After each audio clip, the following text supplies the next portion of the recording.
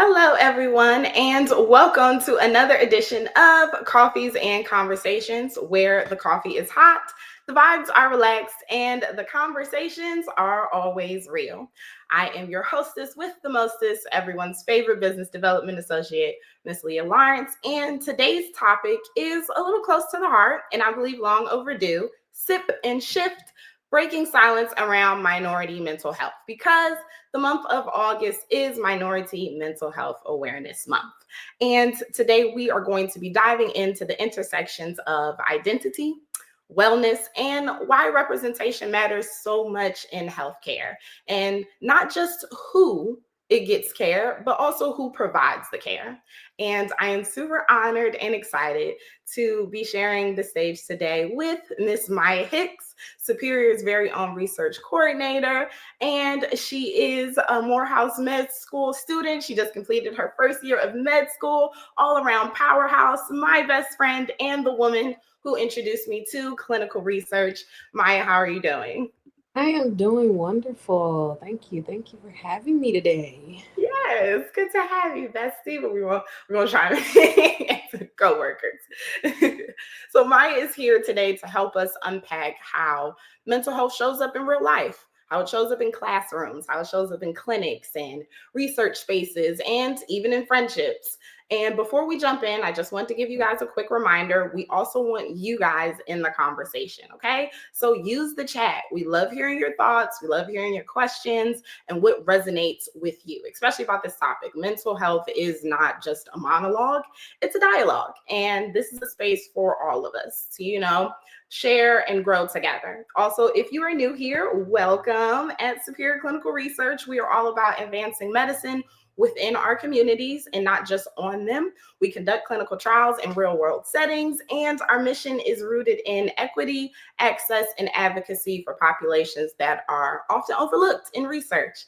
And we believe science moves forward when everyone is represented body, mind, and story. So today is really going to be fun and it's going to be relaxed and it's going to be honest. So pour you another cup of some good old coffee and let's get into the conversation. Maya, let's rewind the tape a little bit. And you're juggling medical school and research work, which is no small feat by any means necessary. Let's start at the beginning. So, what was it like for you? What made you really want to get into research and then want to go into med school?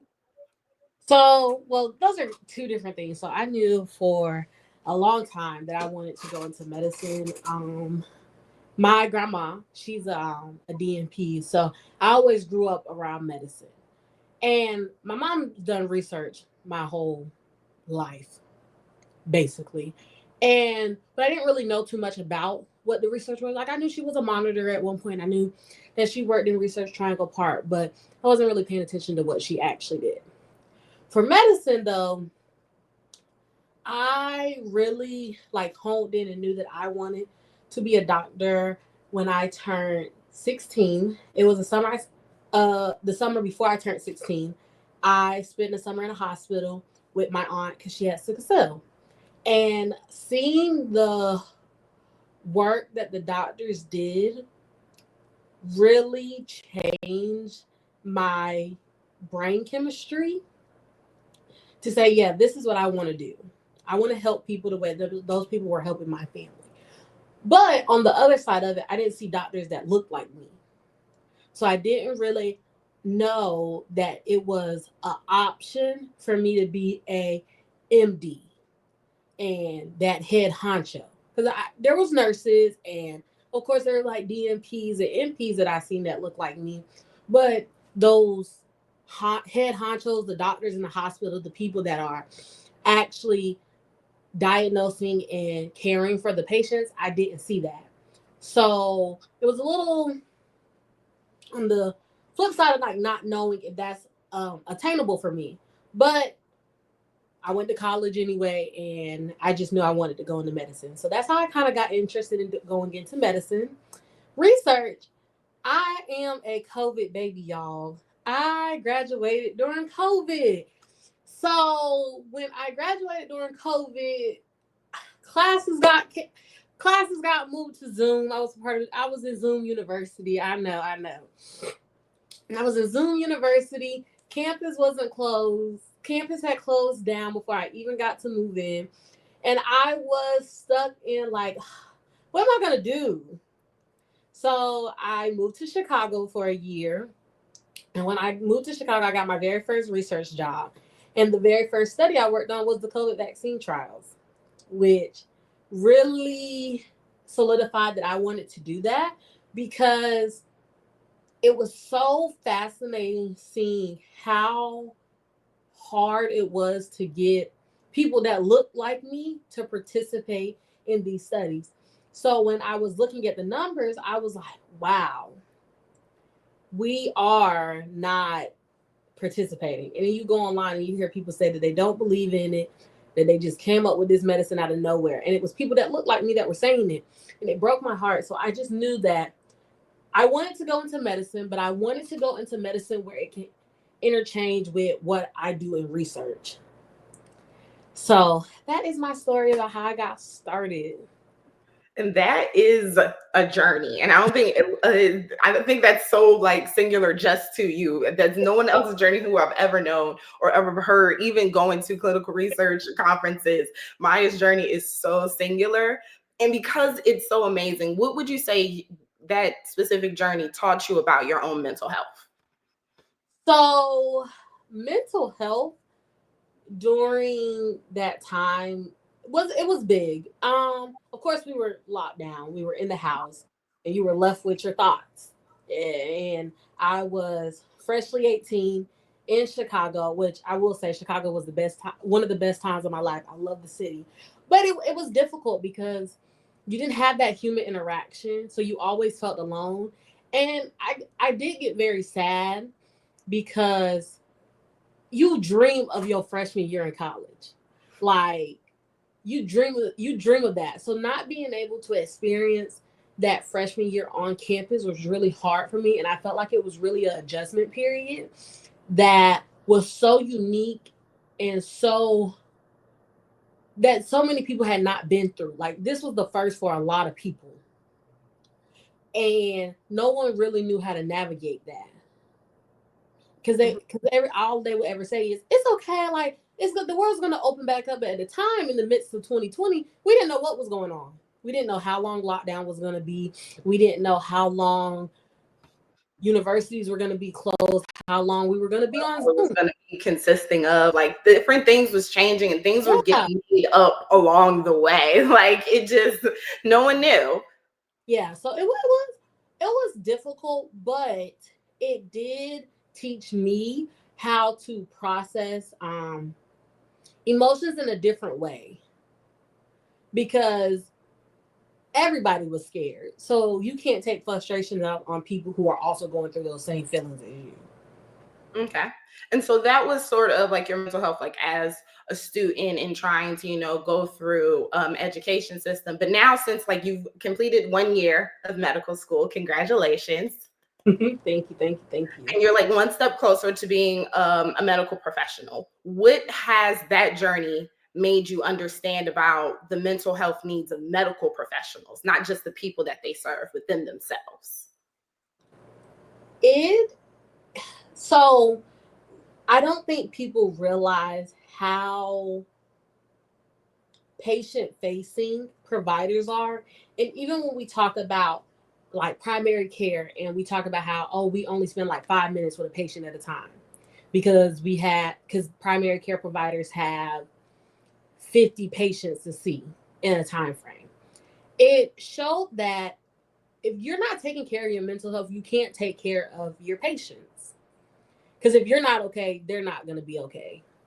And if you are fighting and battling with these mental health problems and not addressing them, it does show up in the quality of work you do. And many people don't realize that. But when you are happy and enjoying the things you do, your work reflects that. And I had a professor and at school tell us that. He sat down and told us, he was like, your happiness directly correlates to the type of care you give. Hmm. And when he said that, we were all like, how is that? Like, we can go in and do a job without, and they're like, no, because you're not going to be bothered with the small facts. And because I am somebody who truly values individualized patient care and looking at that one patient, not their symptoms, because four people can have the same symptoms and have four different diagnoses. Mm. And you don't ever want to diagnose somebody just because you know those symptoms off the top of your head, because it might not be true. So for me, knowing that like what you're doing and the mental health behind it, and knowing that you're okay to make sure your patients are okay. Okay. That and it's one of those things where it's so simple but so profound, and you don't really think about it until someone else says it. Because like as providers, like you care, you're meant to care. Your job is literally caring about the other person. Sometimes you care so much you forget about yourself. Yeah. No, absolutely you forget about yourself. But even outside of me as studying to be a doctor, it also reflects back to like the research you're doing. Hmm. You're having a bad day at work, you're not wanting to do it. So those nicks that goes with like your mental health. So that means if you're having anxiety, depression, just worrisome thoughts, like whatever it is, can make you miss something so important as a lab error or labeling a patient's number or participants ID number wrong, or Mm. pulling the wrong study binder, or giving out the wrong visit IP because you're not focused. And especially when it comes to research, this is backed treatment. So we are reporting these findings. And if I mess up, who knows what that mess up does for the study? Mm. Yes, yes, you definitely hit the nail on the head with that one. Okay. And so now still this with the going down the same road, I'm going to pivot just a little bit. How would you say your identity as a woman of color shows up in the classroom, in research spaces, or just in general how you care for yourself, which in turn goes into your job? So I said this all the time, and I probably could go on about this for hours and hours and hours, but I'm not going to talk y'all heads off. But I'm a black woman first. No matter what I do, they y'all will always see me as a black woman. As soon as I walk in the room, I'm a black woman, and I love it. And being a black woman in these spaces in healthcare is so wonderful because I know there's somebody looking at me, regardless of what I'm going through on the inside. Someone's looking at me and is like, wow, she did it because she looks like me. I can do it. Funny story. I have a little cousin. She just turned 5 yesterday. The cutest little girl in the world. And she says she wants to be a doctor because her big cousin's a doctor. Stuff like that is why I do what I do. Yeah. Yes, I want to help people. I love that. That is my main goal. But to inspire little girls to look like me, when I didn't see that representation, when I first learned about medicine and wanting to be a doctor, to Mhm. be that representation for somebody else neglects everything else I go through in medicine. So, like, moments like that are really important to me, and it really helps with my mental health and keeping me going in these times of like high stress situations. Now, with you and your own journey with your own mental health, did you ever, it's that constant stigma of minorities not wanting to ask for help? Did you ever have that problem? I will say I have that problem, not so much now that I'm in medical school, Hmm. because I'm a firm believer in asking for help.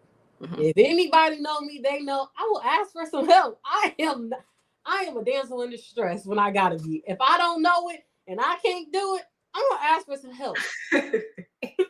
But before I got to med school and when I was a pre med, it was harder to ask for help because I didn't feel like I had the. I think it was just I was so unsure of myself then that I felt like asking for help meant I couldn't do it. Mm. So for me, one of the biggest things about like asking was for help was, am I on the right track to get into med school? Because so if y'all don't know, I did not do the traditional track to med school as far as biology, chemistry, physics, whatever. I am a psychology undergrad. I got a BS in psychology, so all of my labs are considered electives besides biology. And because I was trying to like pick the pieces by myself, that I didn't know if I was getting the right things I needed for med school. And until I asked for help and went to an advisor, they told me, girl, you was on the wrong track. You were getting a BA degree. Oh, getting a bachelor's of arts? Are you sure about that? That's why I couldn't register for no lab classes. It all made sense at the end. But Mm-hmm. that moment, I learned that you have to ask for help. And that look me asking for help looks different in all aspects of my life. So I'm not afraid to ask for tutoring services. I'm not afraid to ask for accommodations. I'm not afraid to ask for, one thing my mom taught me was a closed mouths don't get fed. Rick Ross also said that. Take it as you will. But a closed mouths don't get fed. So if you don't open your mouth, I don't know how to help you. So I know how to ask for help academically, professionally. If I don't know how to do something at work, I'm gonna ask another coordinator that knows. Brianna knows I probably text her 50 million times a day asking a question. Martha knows I probably text her 50 million times a day asking a question. I'm gonna ask a question. But mentally, I learned that if I didn't ask for help, a bad day can turn into a bad month quickly. And being an undergrad taking 3 intense labs, I took organic chemistry, anatomy and physiology, and physics all in the same semester. Mm, Semesters back to back. So never. and it took statistics too. So I was taking those 4 hard classes and then like 2 research classes for my psychology class. So I was taking this hard course load. I Mm-hmm. was studying for the MCATs along with doing everything, being the president of an organization on campus, being a campus queen, being a part of SGA, and all the other hats that I wore outside of that, being a friend, being a partner, like doing all of these things that I was doing during that time. I didn't realize I wasn't eating or I wasn't taking care of myself. So I utilized our campus's mental health services. And the lady sat me down and said, take one day and drop one thing. So Fridays, I dropped being SGA, whatever, researcher, and I dropped being my organization queen. And I said, I can't do anything on Friday. So Fridays, the only thing I did was class, MCAT prep. And the rest of the day was to myself. Mm-hmm. And that one change changed the total trajectory of my junior year of college. Yes. Yes. Okay. And what would you say are some like real world things that still make it hard for other minorities to ask for help? So you found your way through. What would you say are still some holdups? One, believing that the stigma behind what mental health means, I think is a really big issue. Um, we as minorities and as like black people, we have that stigma that what do you have to be depressed for? What are you sad about? You're in college, you're doing this, you're doing the thing. Why are you sad? When college is transitional or med school is transitional or work, these are transitional points in people's lives and like high stress situations that you can't really neglect how you're feeling because someone else is telling you not to feel that way. So one, listen to yourself. That was the biggest thing. You know when your body is when you're wore out. If you are doing, as soon as you get home, you can't shower, eat, you hit the couch and go to bed, you're burnt out. And you're gonna burn yourself out to where you're not gonna be good for anything. So one, the stigma. To looking weak, I feel like we have this thing in our community, and I believe this is in all minority communities because as different as we are, we kind of have those same fundamental qualities. No one wants to look weak. Mm-hmm. No one wants to look like they don't have anything together. No one wants to look like they don't know what they're doing or what they're talking about. When it's okay not to know what you're doing and it's okay to be confused. You don't have to be strong all the time. My favorite quote of all time. I done probably said that to everybody. It is okay not to be okay. I use that for everything. It is okay not to be okay. It is okay to just sit back, breathe, take a step back, and relax. So I feel like those are two things that, like, as minorities and as Black people, for sure, because I can only talk about me as a Black person in my community, is you're not weak when you ask for help, and it's okay to feel how you're feeling, no matter what anyone is saying. Most definitely. So in your work at Superior Clinical Research, especially because we are very like boots on the ground and community based, like we are there, they see us, we see them, they talking to us, we talking to them. Have you had any experience or any moments where participants' mental health needs came up unexpectedly? Oh, absolutely. Can you talk Absolutely. us through one of those times? Yeah. So one thing for sure at Superior, we're very understanding. And Mm-hmm. a participant's mental health is a huge part of continuing the study. So one of our participants had actually missed 2 study visits. And we Mm-hmm. were very confused on like why this participant wasn't showing up. They never miss a visit. They always do their diaries. And for some reason, at this chunk of time, they were just not doing what they're so used to. So I took it upon myself and we decided like let's check and see what's going on. They turned out their parent had died. They had lost a parent. And they were on the younger side of our participants. They were part of our glucose monitor study. So they had diabetes. Mm-hmm. And they had lost a parent. And it was a really hard time for them. And they were just like, hey, sorry I missed the visit. The days are just so hard. And we were like, what can we do to help you? So we sent flowers for the funeral. And we changed all of her study visits at the time to after hour appointments because it was easier for her to come then than leaving her family at Mm-hmm. time of need. So just those minor changes fixes a lot of things. Yes. And so, do you think that there is a mental health gap in how we design studies or support participants from undeserved communities? Yes, I think there's a gap in for both of those. So one, I think it's a gap when we talk about mental health because that's one aspect that we don't question when we talk about medicine. Hmm. And I say that because if you are already going through a hard time, you're going to forget to take your medicine. People do it all the time. People get stressed, and the first thing that goes out the window is the least important thing in their mind at the time.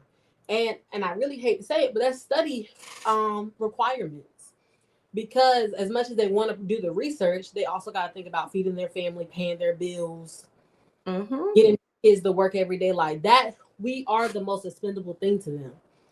So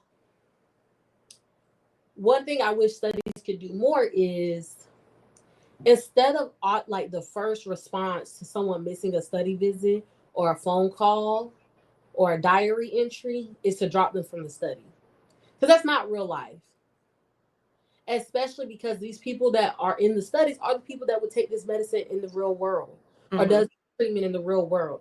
And when life gets rough, what if somebody who is on this medication doesn't have insurance and it doesn't cover them, so they haven't took their medicine in 3 weeks and they get back on it? We don't know what that looks like because we didn't test it on people. We didn't test that variable.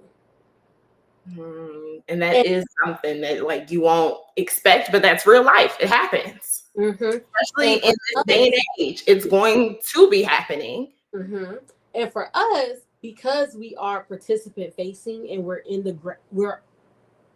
advocates for our participants, we can go into the sponsors and say, hey, you can't kick them out the study. They've been here for this long. They had a little hiccup, but this is real life, and this is what people look like, and this is what our population looks like.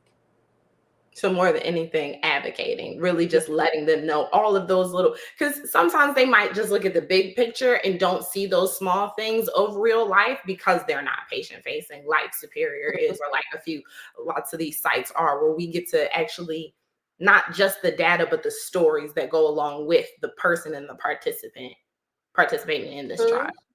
Mhm. Absolutely. We finger snapping now. We preaching now. Oh, we got to finger snap. Finger snap.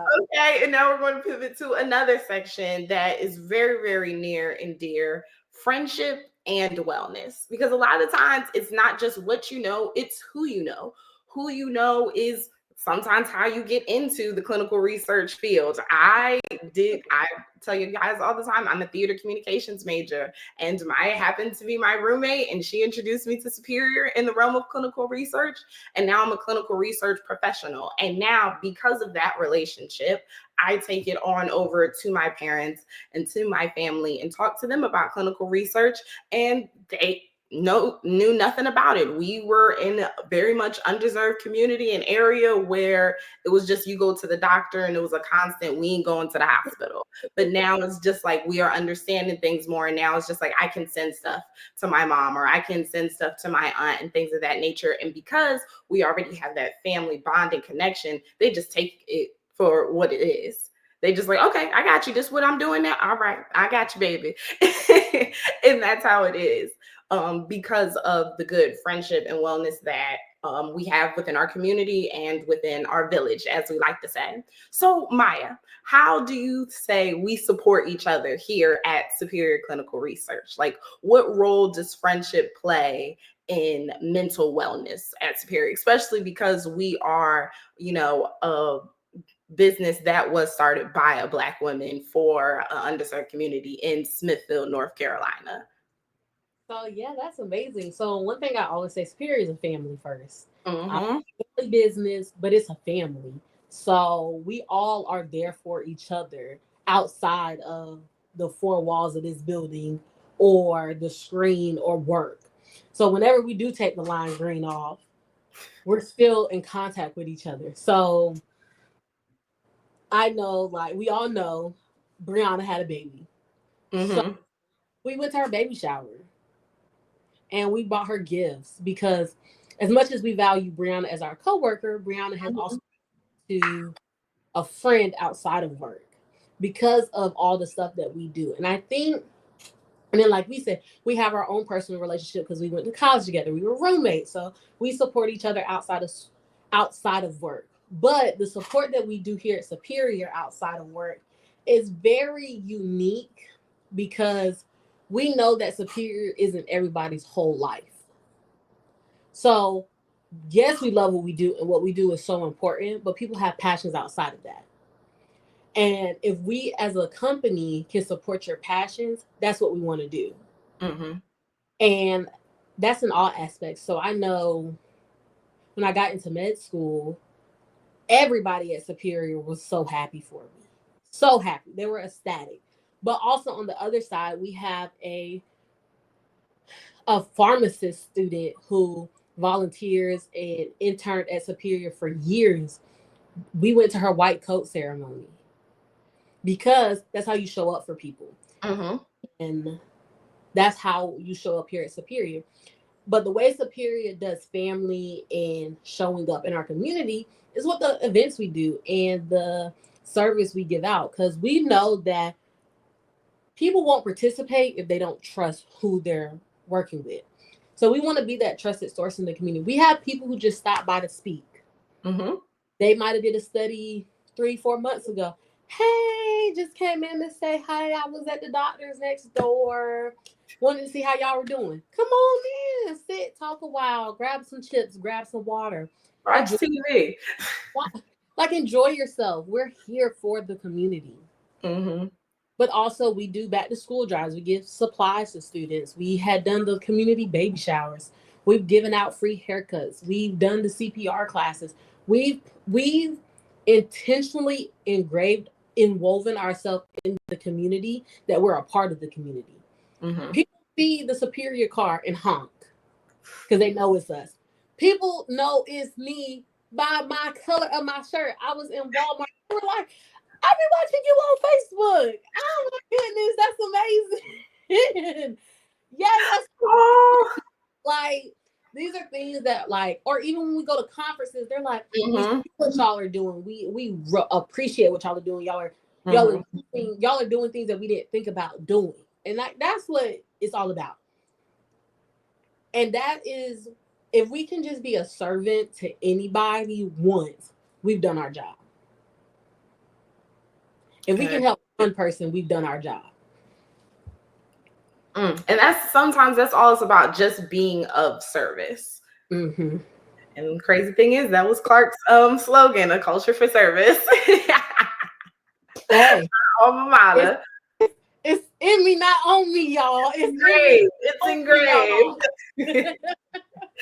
Okay. And just to close it all out, Maya, if you had a message to give to another young and introducing research professional or healthcare, someone entering into it, what would it be? As scary as it look, it's so worth it.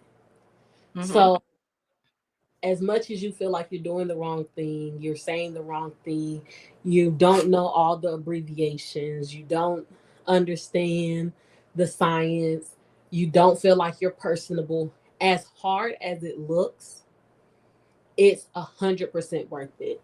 I will say this 1,000 times over. I wouldn't change my career for anything in the world. Research has truly been so rewarding and fulfilling to me, to the point where I get emotional thinking about the people that I've met during this journey, because they're all so different, but they're all so thankful for the things we do. The people come in and they and like I said, we're in a rural area. Mm-hmm. Some people don't have Wi-Fi. Some of these people still have Blackberries and flip phones. Some of the, we work with veterans. Some of these people are coming from far and wide. Like, meeting different people from different walks of life is so amazing and it's so rewarding. So it is always worth it. As hard as it gets, as stressful as it does, as much paperwork that we fill out, many meetings and calls and study visits and memorization, it's worth it a Mm-hmm. hundred over again. Amen, amen, amen. Okay, so I have just a quick little game for you before we leave, and this is our rapid fire question round We get for, ready for this one. for our resident med school student. The people want to know, okay? So don't Okay. think too hard about it, just the first thing that comes to your Woo! mind, right?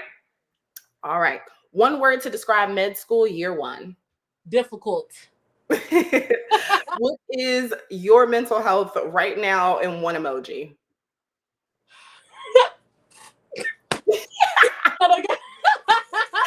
Coffee or tea? Tea. Okay. Wellness habit that you swear by. Oh, wellness habit I swear by: breaking something. Paper up, crunch that paper up, break that plate, do whatever you gotta do, just break something. Okay, and the one class during your med school year one that you wish someone really would have told you about before you walked in. Anatomy and Physiology 101. Oh my gosh, someone should have warned me about that one. Okay, therapy. Love it, need it, or still figuring it out. Love it. Right. Study song you blast when you're feeling overwhelmed. Song that I blast when I'm feeling overwhelmed: Mm-hmm. Who Run the World Girls by Beyonce. Okay, text a friend or journal it out.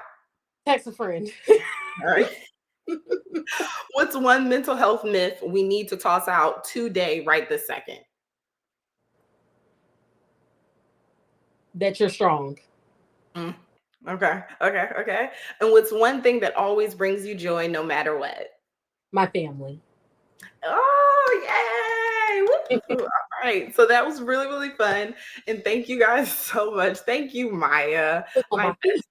bestie. Thank you for showing up so fully and honestly today. Like you Yes, shared yes. a lot and you really did remind us that mental health isn't just about coping, it's about connecting and creating space and really being seen. And to everyone tuning in, thank you for sipping and shifting with us. These conversations really do matter, and your presence here helps us shift the culture around to what care looks like, not just for ourselves, but for our community and for our future participants, our future family members, as we like to say at Superior, the Superior family. So, as always, we will be back with more coffees and conversations soon. But until then, take care of your mind like you do your schedule, okay? With intention and with compassion. Please stay well, stay vocal, and we'll see you next time. Maya, anything you have? No. Go get go therapy. Go get some help, y'all. Bye, guys.